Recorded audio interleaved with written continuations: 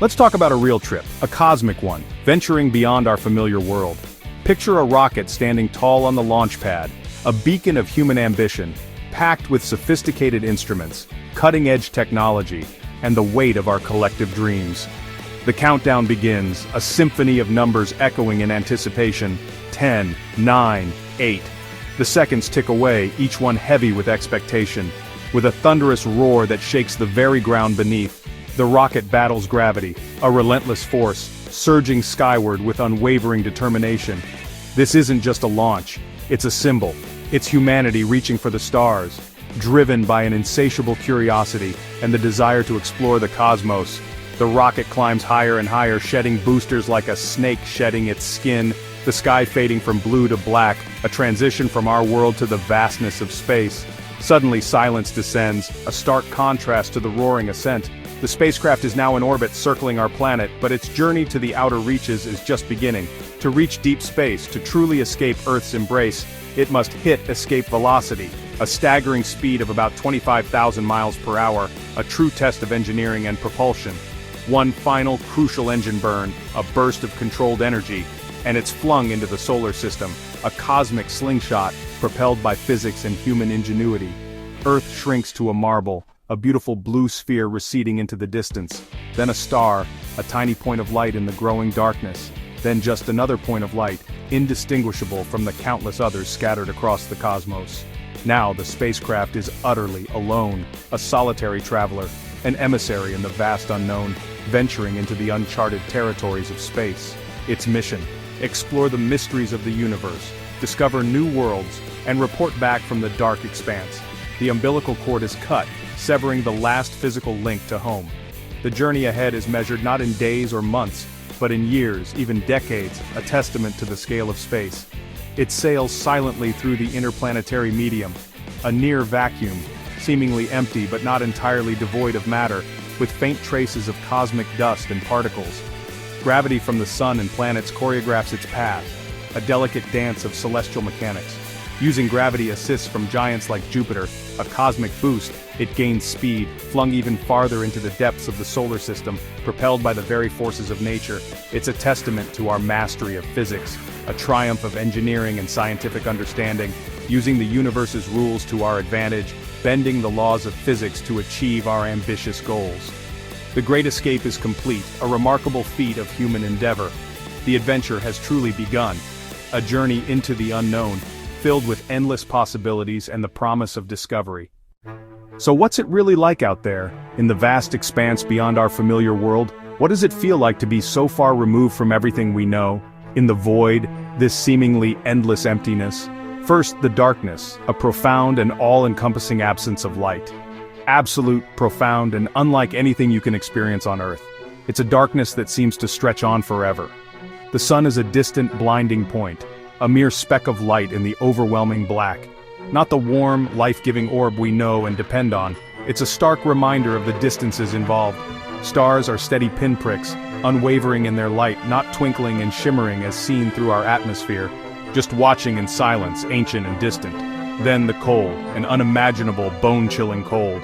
Colder than Antarctica at its worst, hovering just above absolute zero, the lowest possible temperature. One side of the spacecraft bakes relentlessly in direct sunlight, absorbing intense heat. The other freezes in perpetual shadow, radiating heat into the void. Space is silent, utterly and completely silent.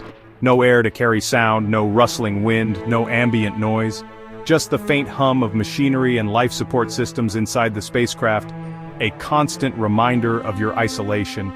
It's the ultimate sensory deprivation tank, a place where your senses are dulled, and your perception of reality can become distorted, stretching for billions of miles in every direction, an endless ocean of nothingness. But there's also an invisible storm raging constantly, radiation, an insidious and ever-present threat. The sun's solar wind, a constant stream of charged particles and cosmic rays, high-energy particles from distant stars and galaxies, relentlessly bombard the spacecraft and everything inside it. Without Earth's protective atmosphere and magnetic field, sensitive electronics and vital materials are constantly under attack, slowly degrading over time. It's a relentless hazard, a constant battle against the harsh realities of space.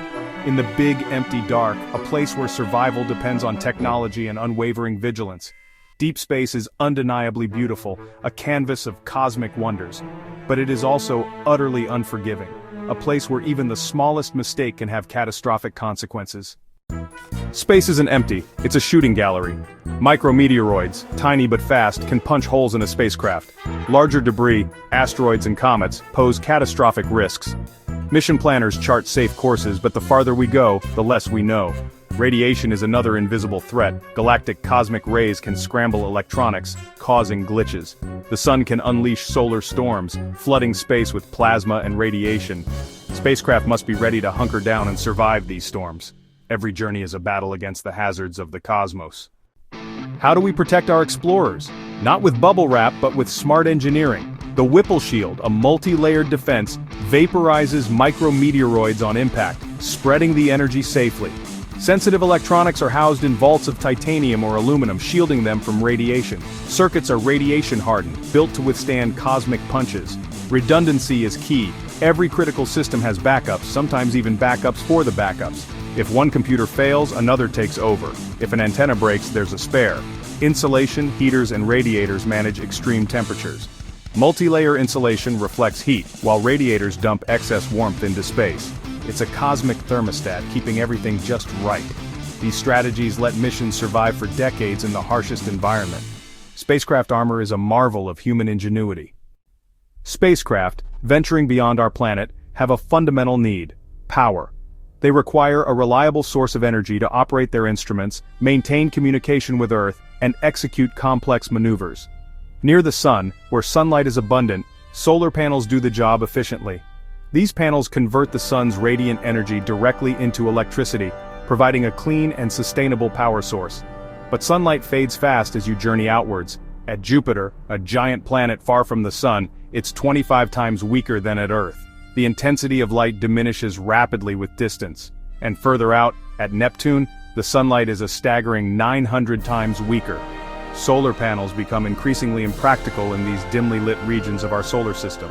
For the outer solar system, where sunlight is a mere whisper, we rely on radioisotope thermoelectric generators, RTGs. These are sophisticated power systems designed for deep space exploration. RTGs use plutonium-238, a radioactive isotope with a unique property. As it decays naturally, it generates heat, and this heat is then ingeniously turned into electricity through a process called thermoelectric conversion. With no moving parts to wear down or break, RTGs provide just steady power for decades, ensuring the longevity of deep space missions. Voyager, New Horizons, and Cassini, groundbreaking missions that expanded our understanding of the solar system, all relied on RTGs. These power sources enabled them to explore the distant reaches of space, venturing far beyond the realm where solar power is viable. RTGs don't provide much power, just a few hundred watts, a relatively small amount compared to terrestrial power plants. As a result, every action, every experiment, and every data transmission is carefully planned and meticulously executed to maximize efficiency.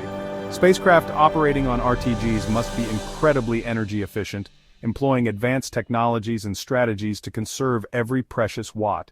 The spacecraft systems are designed to minimize power consumption, balancing every command and transmission to ensure optimal performance.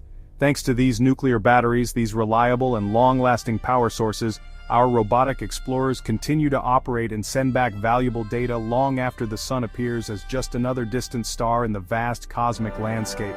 RTGs are undeniably the key to unlocking the secrets of the outer solar system, enabling us to explore icy moons, gas giants, and the farthest reaches of our planetary neighborhood. Without them, deep space, with its mysteries and potential discoveries, would remain forever out of reach, a realm inaccessible to our scientific probes. Our machines endure, pushing the boundaries of exploration, powered by the heart of a tiny sun, a miniature nuclear furnace that fuels their journey into the unknown. Sending a spacecraft is one thing, communicating is another. Spacecraft use powerful radio waves, focused through dish antennas to send data home. On Earth, the Deep Space Network, giant radio dishes in California, Spain, and Australia, listens for these faint signals. These antennas can detect signals billions of times weaker than a watch battery. The vast distances mean long delays. Minutes to Mars, hours to Pluto, days to Voyager. Real-time control is impossible. Commands are sent in advance, then we wait. We track spacecraft by measuring tiny shifts in radio frequency, the Doppler effect, and timing the signals. Through these faint whispers, we stay connected to our robotic explorers. Communication is a delicate, constant dance across the void. It's how we hear from our children in the cosmic dark. Every mission ends by design or by fate. Some spacecraft plunge into planets burning up to avoid contaminating potential life. Others fade quietly, growing cold and silent as their power dwindles. They become ghost ships, drifting monuments to human curiosity. Voyager 1 and 2, now interstellar, are our first ambassadors to the galaxy. They'll wander the Milky Way for millions of years, long after we're gone. Each carries a golden record, a message in a bottle, with greetings, music, and images from Earth. The odds of discovery are tiny, but the gesture is for us, a symbol of hope and curiosity. These silent journeys are our legacy, echoing through the stars. We were here, and we reached for the unknown.